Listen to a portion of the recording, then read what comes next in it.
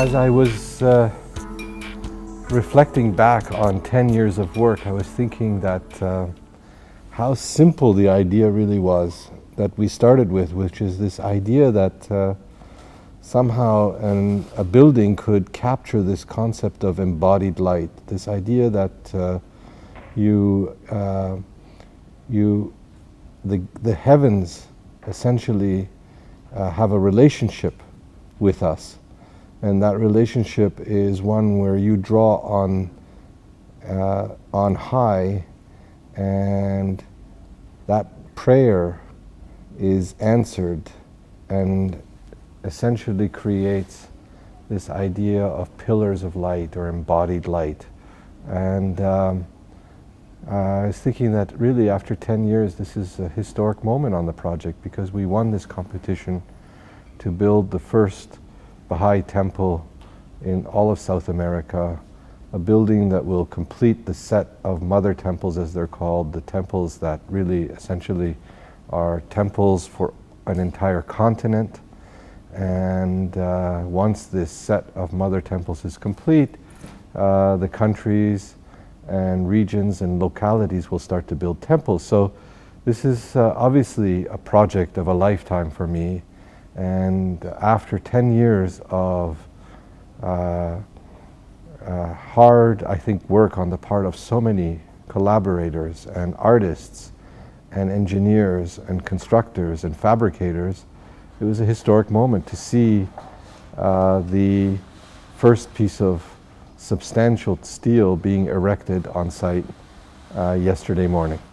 The reason I spoke about aspiration is that, of course, I think, this is personal, but I think that human endeavors of a noble nature obviously begin with aspirations, and the higher the aspiration, in a way, the harder the ordeal. And I was thinking about Chicago in the 1930s and how incredibly heroic that first temple of North America was, that it would begin with this aspiration to create something extraordinary, a very small community of Baha'is at the time, 30 years of effort, a huge amount of money really for a small community to raise, extraordinarily sacrificial levels. And so that I was thinking about this idea of aspiration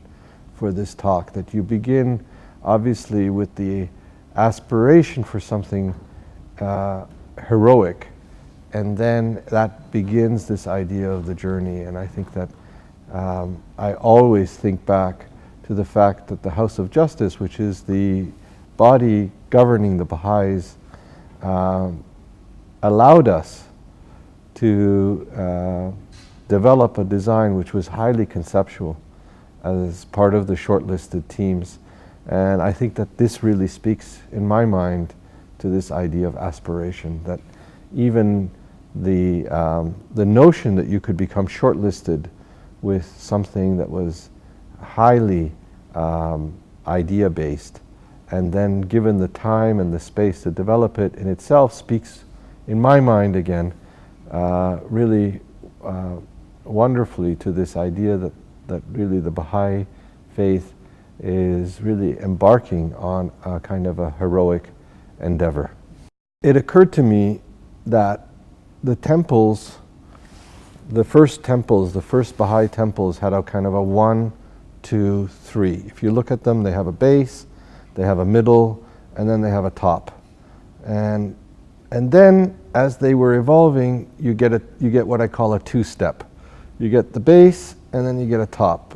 For example, I think Panama's like that. I think that India's like that, and I think that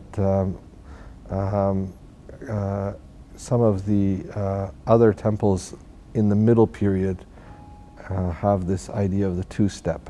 And what I really wanted to do was take that progression further. So you get the three-step, you get the two-step, and then you get the one-step. And I wanted to try to do it all in one move, this idea that the temple would become just this. And that was really, I think, very deliberate from the very beginning. As I tried to explain, I think that we are at the very frontier level of every aspect of the engineering and the technical resolution.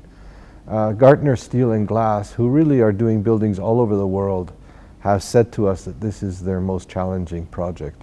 And that obviously doesn't necessarily make us feel great, because they're doing many very difficult projects in Europe and various areas in the world. But I think that so far it's been an extraordinary collaboration. I like very much also the way that our project manager describes the project, which is that it's very kind of low-tech, high-tech, and in the middle it's removed. So on the one hand you have volunteers and, you know, the kind of homegrown, self-contracting, trying to keep the costs down, laying the pipes, excavation, moving dirts, really worrying about every penny at that level. And then at the other level is like this kind of robotic technology, machine to machine, you know, digital fabrication. Again, after saving, really the goal is to fabricate this as efficiently as possible and as cost effectively as possible. And that we remove the middle, basically, in the construction industry. And I like this model very much, and it's working. It has organically grown to become this way, and I think it makes very, very great deal of sense.